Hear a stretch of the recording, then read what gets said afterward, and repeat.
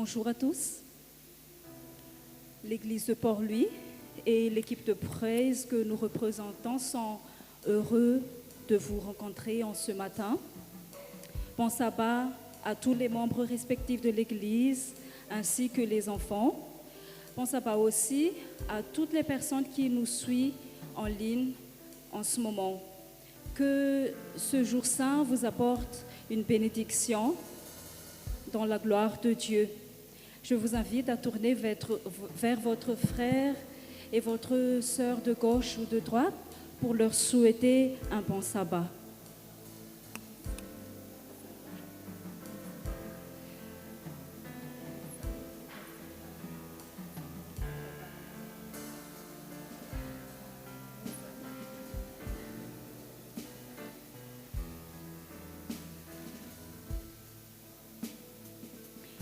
Sans plus tarder, pour commencer ce saint service, je vous invite à vous mettre debout et prenons ensemble le chant qui t'ô la gloire.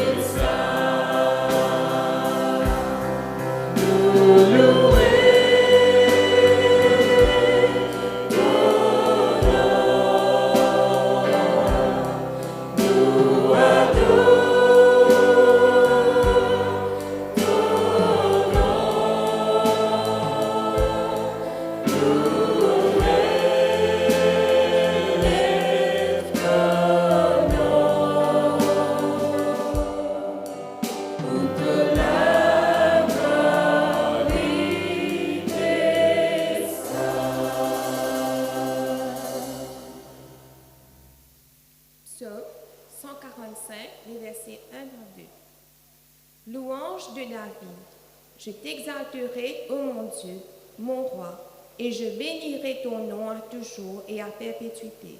Chaque jour, je te bénirai et je célébrerai ton nom à toujours et à perpétuité. Amen. Amen. Chantons ensemble le cantique 605, Louez l'Éternel en tout lieu.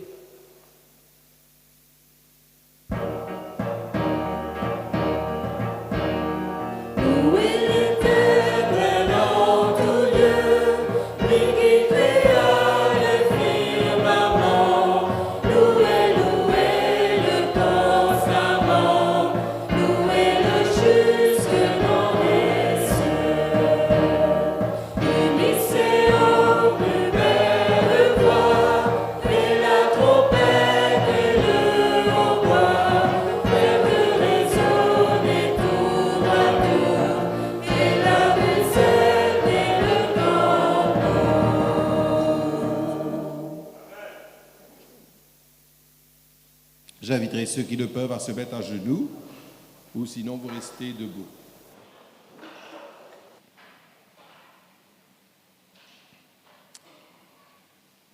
Père Céleste, nous sommes rassemblés pour louer ton saint nom, pour t'honorer, car tu es un Dieu grand qui nous a fait du bien, nous permettant de passer une magnifique semaine.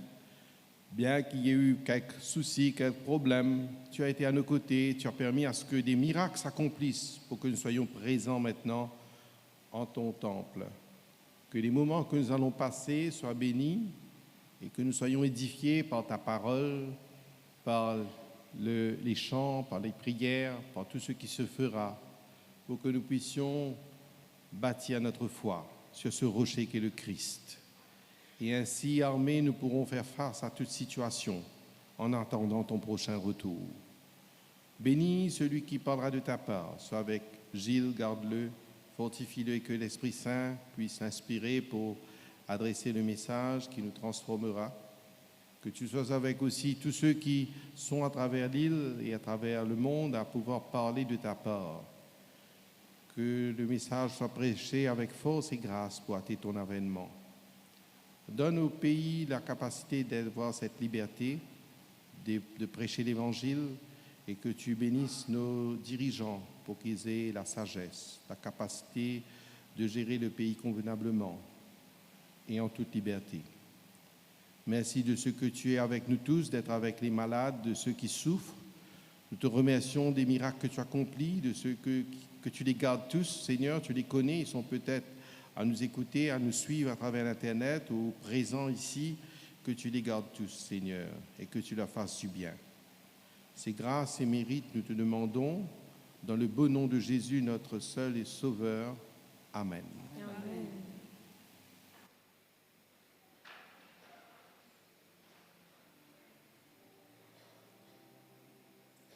Donner, c'est adorer tout comme prier. Et dans la prière, le cœur s'élève à Dieu. Dans l'offrande aussi, nous donnons ce qui vient de nous et en rendant à l'Éternel ce qui lui appartient. Et la volonté de Dieu, c'est que nous devons apporter joyeusement la dîme et les offrandes, comme ce qui est écrit dans 2 Corinthiens 9,7, que chacun donne comme il a résolu en son cœur, sans tristesse ni contrainte, car Dieu aime celui qui donne avec joie.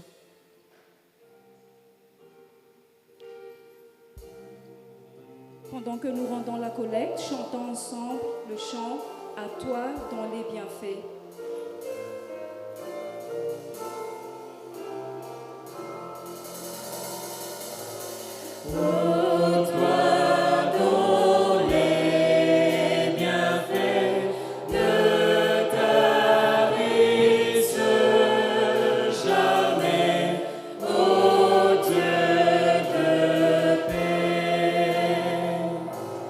Pour louer tes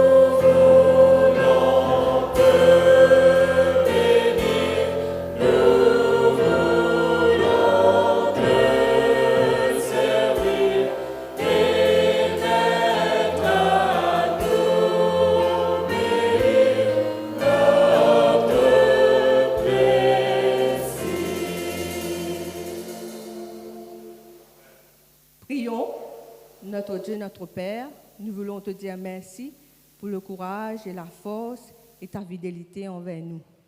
Nous venons dans ton temple pour t'adorer et te louer. Nous approchons de toi avec un cœur reconnaissant. Nous t'apportons nos dîmes et nos offrandes. Bénis la personne qui a la responsabilité de gérer cet argent, que nous soyons toujours généreux pour ta cause. C'est grâce, nous te le demandons dans le nom de ton Fils Jésus-Christ, qui revient bientôt. Amen.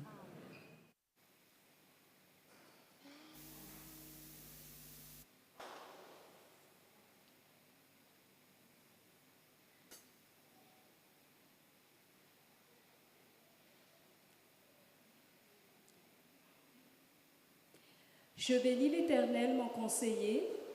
La nuit même, mon cœur m'exhorte. J'ai constamment l'Éternel sous mes yeux. Quand il est à ma droite, je ne chancelle pas. Aussi, mon cœur est dans la joie, mon esprit dans l'allégresse et mon corps repose en sécurité. David s'est permis de dire des bons mots concernant l'Éternel aujourd'hui. Je vous invite aussi à se réjouir dans le nom de cet éternel Dieu qui est tout le temps avec nous. Chantons ensemble le chant « Je me réjouis dans le nom du Seigneur ».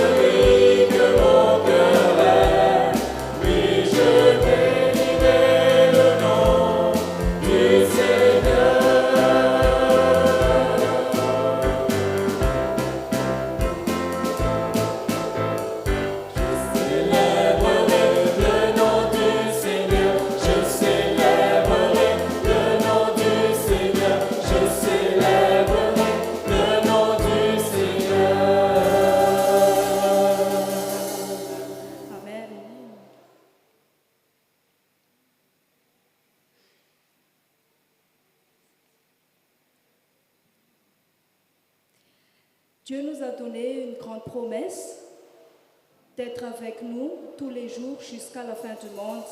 Il l'a stipulé dans Matthieu, chapitre 28, verset 20. Aujourd'hui, ayons confiance en ce Dieu qui a promis d'être avec nous. À travers ce chant, chaque jour et chaque instant qui passe. Pour la première strophe, toute l'Église va chanter ensemble. Pour la deuxième strophe, j'invite tous les frères à exprimer le chant comme une prière. Et la troisième strophe, toutes les sœurs et le refrain ensemble.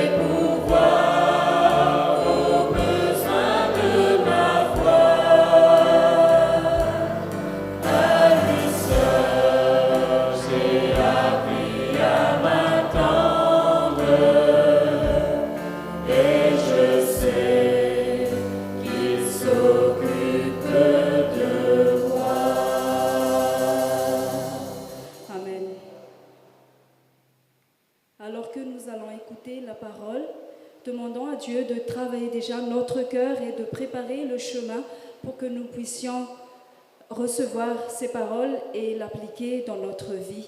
Je vous invite à vous mettre debout. Prenons le chant Jésus du Maître, cantique 494.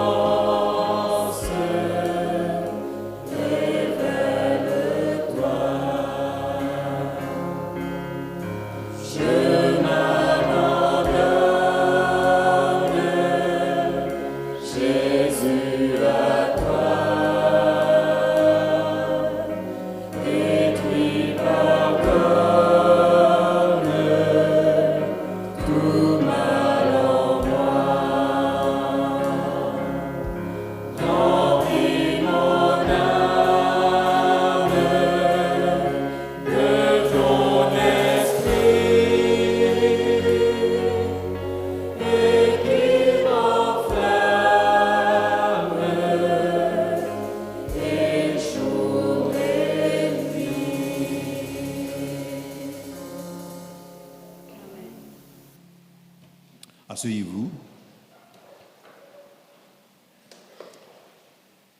La lecture de ce matin se trouve dans le livre de la Genèse, le chapitre 22, les versets 1 et suivants. Genèse 22, les versets 1 à 18. Après ces choses, Dieu mit Abraham à l'épreuve et lui dit, « Abraham !»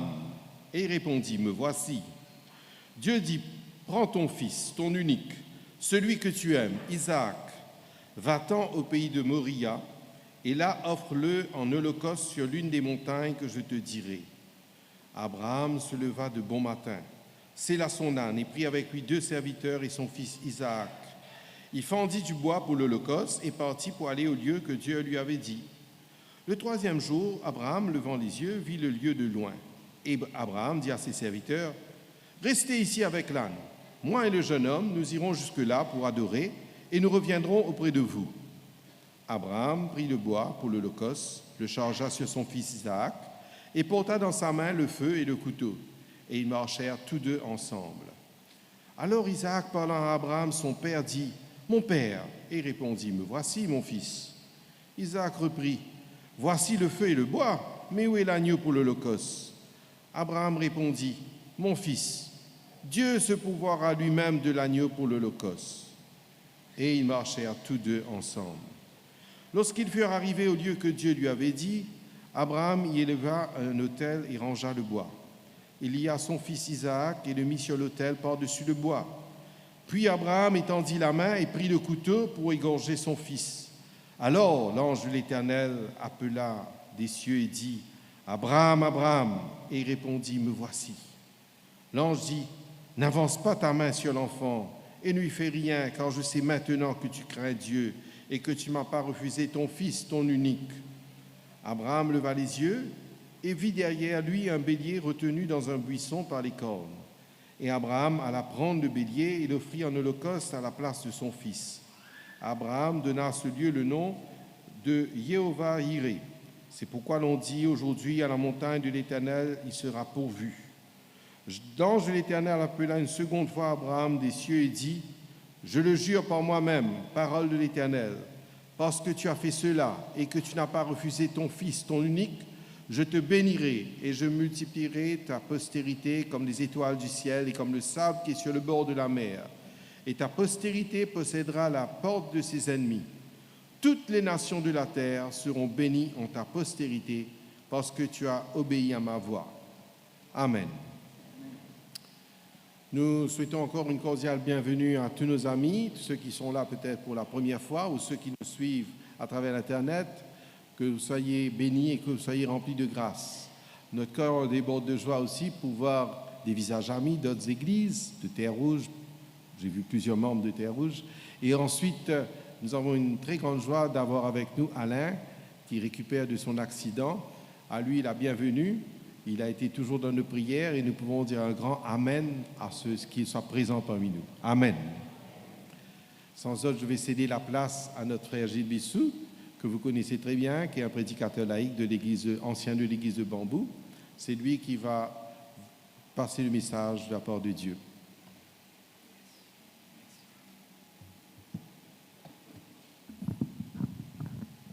C'est toujours une joie et un privilège pour moi de me retrouver à l'église de Port-Louis.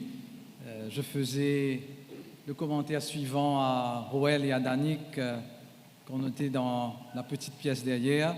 Je lui disais que quand je voyais les moniteurs debout devant leur classe, pour la plupart, je les connais, s'ils ne sont pas de ma génération. Il y avait aussi les enfants de mes amis à l'église de Port-Louis qui tenaient les classes de l'école du sabbat. Je me rends compte combien je connais très bien encore cette église de Port-Louis. Je voulais juste faire un petit commentaire et puis nous commencerons la prédication de ce matin. Un conseil que je vous donne et je vais le dire en très peu de mots parce que j'ai écouté certains articles, certains podcasts et c'est la raison pour laquelle je partage cela avec vous. Chers jeunes, chers adultes, chers adolescents et adolescentes, faites très attention avec la crypto-monnaie. Ça prend de plus en plus de l'ampleur et il semblerait que l'arnaque, les fraudes avec la crypto-monnaie est aussi grande, est aussi énorme que le business de la drogue aujourd'hui. Donc faites attention avec les amis que vous avez sur les réseaux sociaux. Ce sont parfois de faux profils. Ils vont cibler les gens en général qui est légitime, tous ceux qui veulent avoir un peu plus d'argent, et c'est légitime d'avoir un peu plus d'argent. Cibler ceux qui voudraient rencontrer quelqu'un ou quelqu'une pour se marier, qui est tout à fait aussi normal.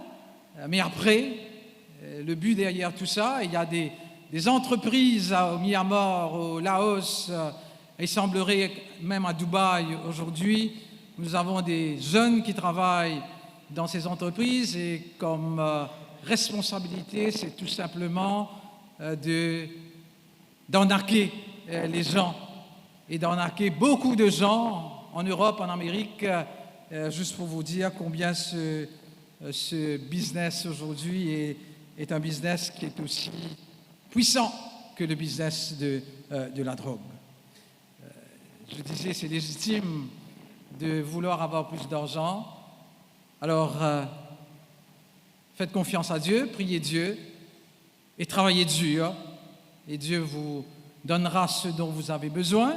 Et pour les jeunes, les adolescentes et les adolescents, pour les jeunes qui veulent se marier, certainement, là aussi, Dieu vous bénira. Priez Dieu, mettez votre confiance en Dieu, attendez le moment que Dieu interviendra dans votre vie. Alors, ceci dit, le texte qu'a lu Danick est un texte qui est très connu, un texte qu'on a lu plusieurs fois, un texte qu'on connaît très bien, un texte qu'on a étudié depuis que nous sommes à l'école enfantine. Alors, Genèse 22 est en fin de compte l'un des passages les plus déconcertants, les plus absurdes et les plus impensables de la Bible. Le passage est déconcertant parce que le commandement semble contraire à ce que Dieu nous demande de faire en général. Nous connaissons Dieu et Dieu ne demande jamais d'offrir un enfant en sacrifice. On reviendra à cela dans quelques secondes. Il est absurde parce que Abraham craignait Dieu et on est tous d'accord que Dieu savait qu'Abraham allait obéir à Dieu et qu'il allait offrir son sacrifice et qu'il irait jusqu'au bout. Et d'ailleurs, on va le voir, n'est-ce pas? Vous connaissez très bien cette histoire.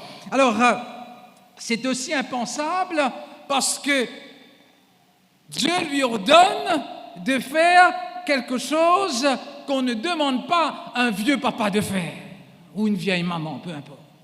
Comment donner un sens à un texte aussi difficile? Alors, la première des choses, chers amis, il est clair, et vous allez pouvoir le lire dans Lévitique, le chapitre 18, le verset 21, Deutéronome, le chapitre 12, le verset 31, Dieu explicitement demande à ses enfants de ne jamais offrir leurs enfants en sacrifice. C'était quelque chose qui se faisait à l'époque en Canaan avec ces nations qui ne croyaient pas en Dieu, qui servaient des faux dieux.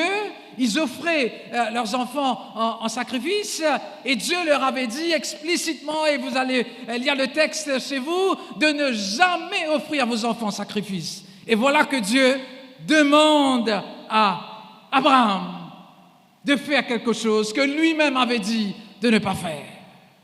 Intéressant, chers amis, pour plusieurs raisons, parce que Abraham,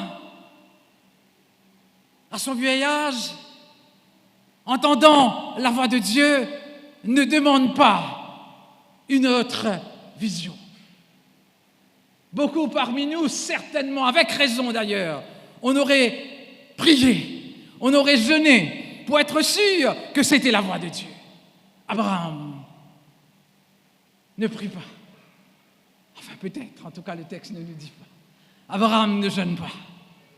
Abraham connaît la voix de Dieu parce que Dieu lui avait parlé avant et Abraham obéit et il s'en va et il prend son fils, il prend ses serviteurs pour aller offrir son fils en sacrifice. Mais j'ouvre une petite parenthèse ici, chers amis, dans Genèse, le chapitre 16, c'est aussi un texte intéressant, Genèse, le chapitre 16.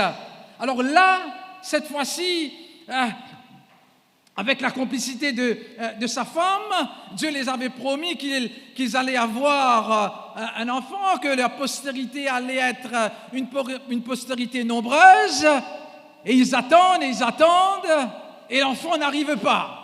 Et que va faire Sarai, la femme d'Abraham? Genèse, le chapitre 16, verset 2. Et Sarai dit à Abraham, « Voici l'Éternel m'a rendu stérile, viens, je te prie, vers ma servante, peut-être aurais-je pour elle des enfants. » Abraham écouta la voix de Sarai. Alors, pas beaucoup d'épouses auraient fait ça aujourd'hui, certainement. Mais dans le contexte de l'époque, ça se pratiquait malheureusement. Ce n'était pas ce que Dieu voulait. D'ailleurs, vous allez voir que ça va causer beaucoup de soucis dans le foyer d'Abraham avec l'arrivée d'Ismaël. Mais c'était un peu malheureusement la culture de l'époque. Quand une femme ne pouvait pas avoir d'enfants, alors la servante devenait un peu la mère porteuse. Et ils ont accepté. Et Abraham accepte. Abraham, cette fois-ci, ne demande pas à Dieu si ce que Sarai me propose vient de toi. C'était quelque chose qui ne venait pas de Dieu. C'était quelque chose qu'il pratiquait à l'époque. Mais là, cette fois-ci, l'ironie du sort, Dieu lui demande maintenant de faire quelque chose qu'il avait dit de ne pas faire. Et Abraham se trouve dans une situation compliquée. Alors, juste pour fermer la parenthèse, regardez la dernière partie du verset 2 du chapitre 16. Abraham écouta la voix de Sarai. Tournez votre Bible dans Genèse, le chapitre 3 et le verset 17. Genèse, chapitre 3, le verset 17. Il dit à l'homme, « Puisque tu as écouté la voix de ta femme. » Ce sont les mêmes mots qui sont utilisés dans Genèse 3, 17 et dans Genèse 16, le verset 2. La seule différence, c'est que les acteurs et les actrices changent. Au lieu ici que ce soit dans Genèse 16, ce soit Abraham et Sarai, au chapitre 16, c'est Adam et Ève. Mais les deux vont écouter la voix de la femme, de leurs épouses. Je ne critique pas certainement les épouses ou les femmes ici. J'en ai trop dans ma famille pour le faire. Mais je voudrais juste, chers amis, chers frères et sœurs, qu'on puisse réfléchir un moment. Combien de fois donnons-nous de mauvais conseils à notre épouse, à notre époux, à nos enfants, à ceux que nous aimons? Nous les forçons des fois à prendre certaines décisions qui ne viennent pas de Dieu. Adam écoutera la voix de sa femme, Ève. Sarah, Abraham écoutera la voix de Sarai. Et on connaît après les conséquences de tout ça. Chers amis, chers frères et sœurs, faisons attention dans les conseils que nous donnons à celui que nous aimons, à celle que nous aimons, à celui ou celle qui vit avec nous, à ceux qui sont de notre propre famille, à nos amis. Faisons attention, parce que des fois nous pensons donner de bons conseils, mais combien ces conseils ne viennent pas de Dieu. Alors continuons, chers amis. Alors, toujours le verset 1er, après ces choses, 22 premiers, après ces choses, Dieu mit Abraham à l'épreuve. Alors là aussi, ce texte nous interpelle parce qu'on se dit, est-ce que Dieu met quelqu'un à l'épreuve? Jusqu'où peut aller Dieu? Alors, la Bible explique la Bible, chers amis. Ce mot épreuve, en hébreu, c'est le mot nissa qui est utilisé, et c'est le même mot qui est utilisé dans Exode, le chapitre 20 et le verset 20. On a eu une discussion dans la classe de l'école du sabbat, mais tout simplement, ajoutez ce texte à vos explications sur l'épreuve que Dieu permet. Exode, le chapitre 20, le verset 20, il parlait aussi des 10 commandements que Dieu va donner aux 10 commandements aux enfants d'Israël. Ça, c'est le contexte. Moïse dit au peuple, « Ne vous effrayez pas, car c'est pour vous mettre à l'épreuve que Dieu est venu. » Le même mot qui est utilisé, que Dieu va mettre à l'épreuve Abraham. Alors, et voilà pourquoi Dieu met à l'épreuve. Il donne la raison. Et c'est pour que vous ayez sa crainte devant les yeux et vous continuez afin que vous ne péchiez point. Dieu permet l'épreuve, pas pour que nous péchions, chers amis. La raison pour laquelle Dieu permet l'épreuve, c'est pour que notre foi puisse grandir en Dieu et qu'on ne pêche pas.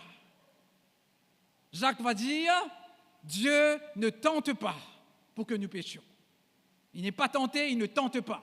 Attention qu'on pense que l'épreuve que Dieu permet des fois, c'est pour que nous trébuchions. Pas du tout. L'épreuve que Dieu permet, c'est pour que notre foi grandisse et qu'on ne pêche pas. Voilà la raison que Dieu permet certaines épreuves dans la vie des fois. Alors allons être clairs dessus, c'est la Bible qui le dit, chers amis. Alors, imaginez-vous un moment maintenant, Abraham a entendu la voix de Dieu. Alors, je vais vous faire rire encore. Il y a des choses qu'on ne devrait pas dire, n'est-ce pas?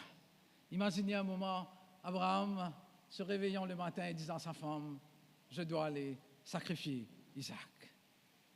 Quel problème dans le foyer? Quel problème dans le foyer? J'ai entendu la voix de Dieu et Dieu me dit que je dois offrir Isaac en sacrifice. Alors, chers amis, faisons attention. Faisons attention. Ce n'est pas le cas d'Abraham, mais faisons attention parce que des fois, nous avons des gens qui ont des visions, qui ont entendu la voix de Dieu. Si, la Bible même le dit, si ce que vous avez entendu ou vous avez cru entendre ne vient pas de la parole de Dieu, sachez que ce n'est pas Dieu qui vous a parlé. Mais là, dans le cas d'Abraham, c'est différent. Parce que ce qu'il entend est quelque chose qu'il sait que Dieu a dit de ne pas faire. Alors, il y a des choses dans la vie, n'est-ce pas, qu'il faut assumer seul. Et c'est ce qu'Abraham a fait. Il ne peut pas dire cela à son épouse. Parce que certainement, Sarah va lui dire, est-ce que tu as bien entendu? Est-ce que c'est Isaac? Parce que le texte est clair. Dieu dit, prends ton fils, Isaac, le verset 2, ton unique, celui que tu aimes, Isaac, 20 ans au pays de Morija. Sarah aurait voulu que ce soit Ismaël. Mais Dieu dit non, c'est Isaac qu'il faudrait que tu ailles sacrifier. Alors intéressant, chers amis, encore une fois, alors quelques petits détails. Va-t'en au pays de Morija et là offre un holocauste sur l'une des montagnes que je te dirai. On pense que c'est à Jérusalem, et quand vous lisez 2 Chroniques, c'est bien là que Salomon va bâtir le temple de Jérusalem. Et voilà pourquoi, on l'avait dit il y a quelque temps de cela, voilà pourquoi cette guerre entre les Palestiniens et les Israéliens, les Juifs, parce que les Juifs pensent que c'est là qu'Abraham a sacrifié son fils, et les musulmans aussi qui croient en Abraham, mais eux, ils pensent qu'il y a une mosquée là aujourd'hui. C'est là que Mahomet est allé au ciel et puis qu'il est retourné.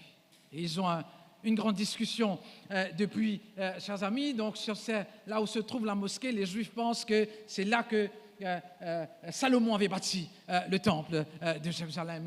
Et certainement, ils veulent rebâtir ce temple et détruire cette mosquée. Alors, Abraham va se lever de bon matin.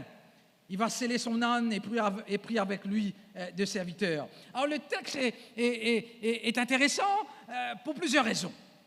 Vous allez voir, il y a 3 grandes scènes, ou si vous voulez, 3 grandes étapes dans cette histoire d'Abraham qui va aller sacrifier son fils. Au verset 1er, juste la réponse, vous allez voir pourquoi. Alors Dieu l'appelle et lui dit, Abraham, lui pose une question et il répond, me voici. Voilà la réponse d'Abraham. Alors si vous allez au verset 7, ça c'est la 2e étape, si vous voulez, un peu de son épreuve. Arrive un moment maintenant, la question qu'il ne voulait peut-être pas entendre, ses serviteurs lui demandent, Abraham, on a le feu, on a le bois, mais où est le sacrifice? Et Abraham de répondre au verset 7, encore une fois, alors il répondit, me voici mon fils. Alors c'est Isaac qui lui pose la question. Il va répondre, me voici mon fils, voici le feu et le bois, mais où est l'agneau pour l'épreuve? Isaac, parlant à Abraham, son père dit, mon père, et répondit, me voici mon fils. Isaac reprit, voilà le feu et le bois, mais où est l'agneau pour l'holocauste? Donc la question lui est posée par son fils, par Isaac. On reviendra à la question des serviteurs après. Et puis au verset 11, chers amis. Alors l'ange de l'Éternel l'appela des cieux et lui dit, Abraham, Abraham. Et il répondit, me voici. 3 étapes, me voici, on l'appelle, me voici. Alors, c'est intéressant, chers amis, tout ce que nous pouvons penser d'Abraham, la foi de cet homme est extraordinaire. Il est tout à fait remarquable qu'Abraham ait obéi si facilement. Et là, chers amis, au verset 7, quand on va lui poser la question, quand son fils va lui poser la question, Père, il va répondre, et le fils va lui dire, voici le feu et le bois, mais où est l'agneau pour l'Holocauste? La réponse d'Abraham est extraordinaire. Abraham répondit au verset 8, mon fils, Dieu se pourvoira lui-même de l'agneau pour l'Holocauste. Et ils marchèrent tous ensemble. Au verset 5, c'est le texte que j'ai cherché, au verset 5, et Abraham dit à ses serviteurs, restez ici avec l'âne. Moi et le jeune homme, nous irons jusque-là pour adorer, et puis que dit-il? Nous reviendrons. Quelle foi! Il sait très bien qu'il ira offrir son fils en sacrifice, mais il dit, nous reviendrons. Je ne reviendrai pas seul.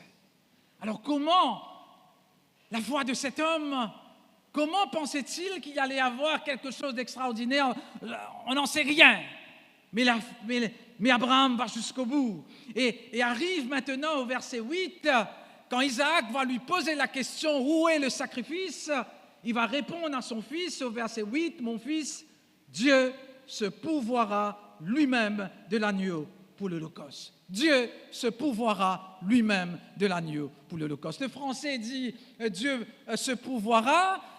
On pourrait peut-être dans l'original, le texte dit Dieu verra lui-même. Alors si vous voulez traduire ça en créole, et c'est plus joli encore en créole, la réponse d'Abraham est ceci. Bon Dieu pour guetter lui-même. Voilà la réponse d'Abraham. Quelle foi, quelle foi. Bon Dieu va guetter lui-même. Je n'ai pas de réponse. Dieu verra. Voilà la réponse d'Abraham. Qui a été traduit en français, Dieu pourvoira. Mais en fin de compte, c'est Dieu verra.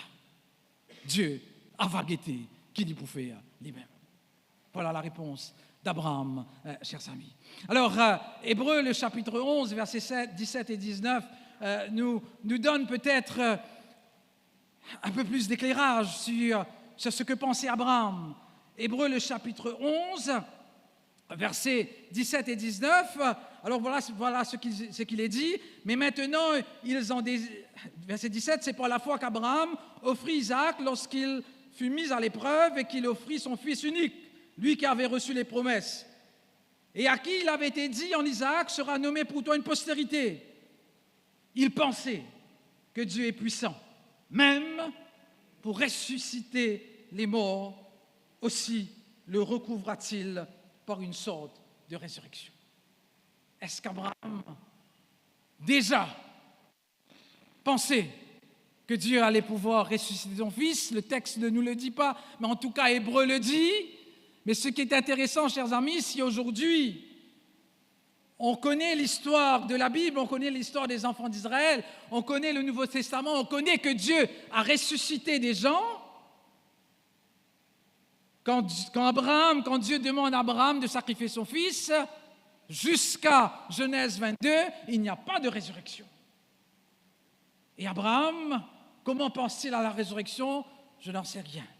Mais une chose importante pour chacun de nous aujourd'hui, penser l'impensable. C'est ce qu'Abraham fait. Dieu n'avait peut-être jamais, jusqu'ici en tout cas, ressuscité quelqu'un, mais Abraham croit que Dieu peut faire quelque chose qu'il n'avait jamais fait avant. Nous lisons la Bible avec raison. Nous écoutons les expériences des autres avec raison, ça nous donne de la force. Mais sachons, chers amis, que Dieu fera des choses qu'il n'a jamais fait dans la vie des autres, dans notre vie. Et c'est ce qu'il va faire dans le cas d'Abraham. Ne pensons pas que Dieu ne fera que des choses que nous avons entendues, que nous avons lues. Dieu fera des choses qui sont impensables dans notre vie. Nous n'avons qu'à suivre la voie de Dieu comme Abraham, chers amis. Alors, arrive le moment fatidique maintenant. L'homme va jusqu'au bout. Il va jusqu'au bout. Et c'est un vieil homme. Allons être clair, c'est un vieil homme et devant lui, c'est un adolescent. C'est un jeune, encore fort. Et je ne sais pas combien d'entre nous, jeunes, auraient accepté que notre Père nous mette sur cet autel pour nous tuer. Mais Isaac accepte. Il va aider son père. Il va monter sur l'autel. Alors pourquoi Isaac accepte ce que son père lui dit, chers amis? Alors là aussi, c'est profond. C'est profond parce que même si son père lui dit de faire quelque chose que Dieu avait dit de ne pas faire, parce qu'il connaissait son papa, parce qu'il avait vu son papa vivre tout ce temps, parce qu'il savait que son papa était proche de Dieu, nécessairement, son papa avait raison. Chers amis, est-ce qu'un jour nos enfants nous écouteront tout simplement par la façon que nous avons vécu sur cette terre et que nos enfants diront, même s'ils ne comprennent pas, je vais t'écouter. Pourquoi? Tout simplement parce que tu as été un modèle jusqu'ici. Voilà pourquoi je vais t'écouter. Voilà pourquoi je suis prêt à monter sur l'autel. C'est ce que Isaac va faire. Et combien profond pour chacun d'entre nous aujourd'hui, chers amis, de pouvoir vivre une vie d'exemple et de modèle pour tous ceux qui nous entourent, pour qu'un jour, ils puissent dire, maman, papa, mon frère, ma sœur, ma grand-mère, mon grand-père a vécu une vie extraordinaire avec Dieu. Et voilà pourquoi je pense qu'il a raison. Il n'a pas tort. Et j'irai, moi aussi, jusqu'au bout. Mais les textes, chers amis, certainement nous rappellent Ésaïe, le chapitre 53, le verset 7, un texte que vous connaissez aussi très bien. Ésaïe, le chapitre 53, le verset 7, en parlant de Jésus. Il a été maltraité et opprimé, il n'a point ouvert la bouche, semblable à un agneau qu'on mène à la boucherie, à une brebis muette devant ceux qui l'attendent. C'était Jésus. Alors, le seul texte de la Bible, à part de celui-là que nous avons lu, Genèse 22, qui va jusqu'au bout, c'est Jésus sur la croix. On reviendra à ça dans quelques minutes. Alors, l'homme va tuer son fils. Il va jusqu'au bout pendant ces 3 jours. Il a dû prier, il a dû réfléchir. Est-ce que Dieu va l'arrêter un moment? Est-ce que Dieu va l'empêcher? Est-ce que Dieu va lui dire autre chose? Est-ce qu'il entendra Dieu lui parler? Et rien. 3 jours qu'il va marcher sans comprendre. 3 jours, Jonas dans le ventre du poisson pour réfléchir. 3 jours, Jésus dans la tombe. Les disciples auront à réfléchir. 3 jours, Abraham réfléchit. Et Dieu ne lui dit absolument rien. Il doit aller jusqu'au bout. Et le verset 11, chers amis, l'ange de l'Éternel l'appela des cieux et dit, Abraham, Abraham. Et il répondit, me voici. L'ange lui dit, n'avance pas ta main sur l'enfant et ne lui fais rien, car je sais maintenant que tu crains Dieu et que tu n'as pas refusé ton fils, ton unique. Verset 13. Abraham leva les yeux et vit derrière lui un bélier retenu dans un buisson par les cônes. Et Abraham alla prendre le bélier et l'offrit en holocauste à la place de son fils. Dieu verra, Dieu pourvoira. À la place d'Isaac, Dieu a prévu un bélier. Dieu prévoit. Dieu, chers amis, ne nous laisse jamais tomber. Dieu est toujours là pour nous aider. Dieu est toujours là pour aller lui aussi jusqu'au bout. Alors, chers amis, chers frères et sœurs, quand Abraham dit « Mon Dieu se pourvoira » au verset 8, et puis au verset 14, c'est la même expression Jéhovah Jireh. Donc, Dieu verra, Dieu s'occupera, Dieu pourvoira, faisons-lui confiance. C'est la même expression qui est utilisée. Abraham va voir ce que tout le monde voulait voir. Jésus mourir sur la croix. Et il va voir justement son fils qui allait mourir, mais qui allait être remplacé par un bélier. Alors, chers amis, chers frères et sœurs, il est bon pour nous de nous arrêter et de réfléchir. Dans le cas d'Abraham, Dieu l'arrête, Dieu l'empêche. Dans le cas de Jésus, Dieu n'a pas empêché que Jésus meure sur la croix. Imaginez un moment que Dieu décide que Jésus n'est pas à mourir sur la croix. Que se serait-il passé à nous aujourd'hui? Il arrête Abraham, mais Dieu ne peut pas arrêter Jésus d'aller jusqu'au bout.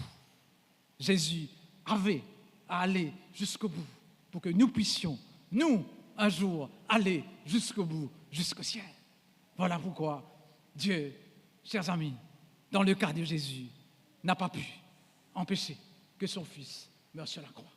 Parce que il fallait que chacun d'entre nous soyons sauvés. La preuve de la foi, chers amis, on va le lire, on va le terminer. La preuve de la foi, c'est peut-être la prière, mais vous allez voir, la preuve de la foi, c'est l'obéissance à Dieu. Quelqu'un qui a foi en Dieu, nécessairement, c'est quelqu'un qui obéit à Dieu. La preuve de la grâce, c'est l'humilité. On ne peut pas avoir compris la grâce et ne pas être humble, parce qu'on se rend compte que tout dépend de Dieu.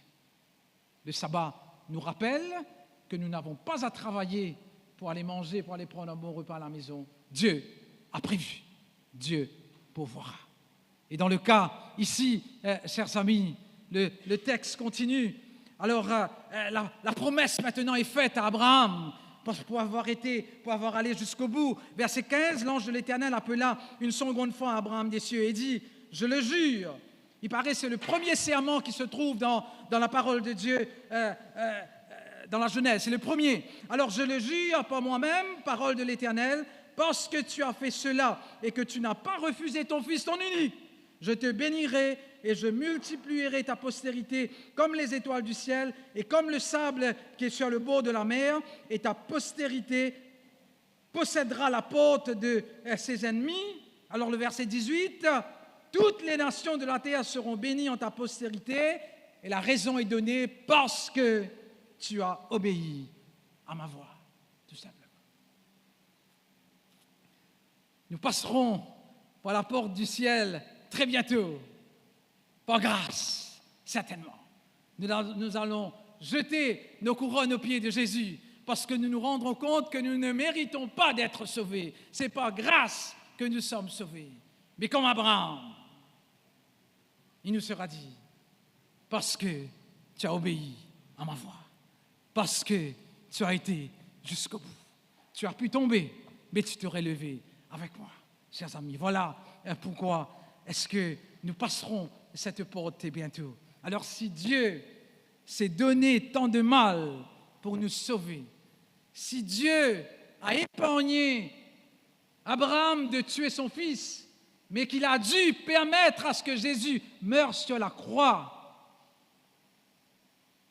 si Dieu s'est donné tant de mal pour nous sauver, nous pouvons être sûrs qu'il pourvoira à nos besoins tout au long de notre pèlerinage terrestre. Dieu pourvoira à tout ce dont nous avons besoin.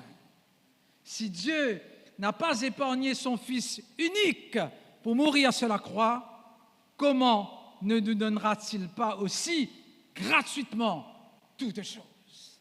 Si Dieu n'a pas épargné son Fils Jésus pour que nous puissions vivre un jour éternellement avec lui, qu'est-ce qu'il ne fera pas, chers amis, pour que nous tous ici présents avec nos familles, nous soyons sauvés, nous soyons au ciel. Tenons ferme, tout simplement. Gardons la foi. Celui qui doit venir viendra, il ne tardera pas. Gardons la foi en Dieu. Soyons obéissants à ce Jésus. Et chers amis, très bientôt, nous serons au ciel avec lui. Amen.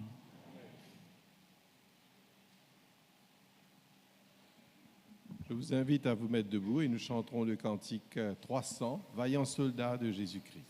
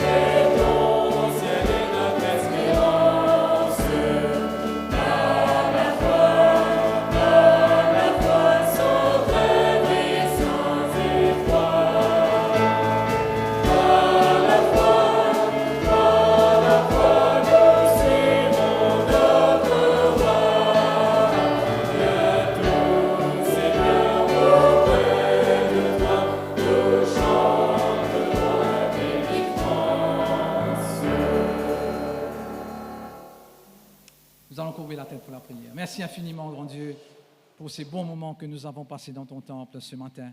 Merci pour le service de l'école du sabbat. Merci pour cette belle leçon. Merci, grand Dieu, pour ces chants d'adoration. Merci pour ce service d'adoration. Merci de savoir que tu nous aimes et que Jésus est allé jusqu'au bout pour que nous puissions vivre un jour éternellement avec toi. Grand Dieu, donne-nous cette foi d'Abraham de marcher jusqu'au bout et de savoir que nous pouvons te faire confiance parce que tu pourvoiras à tout ce dont nous avons besoin. Veuille bénir chacun de nous ici présents, veuille bénir les familles que nous représentons, pardonne-nous de tous nos péchés, renvoie-nous sains et saufs dans nos demeures respectives, au nom de Jésus. Amen.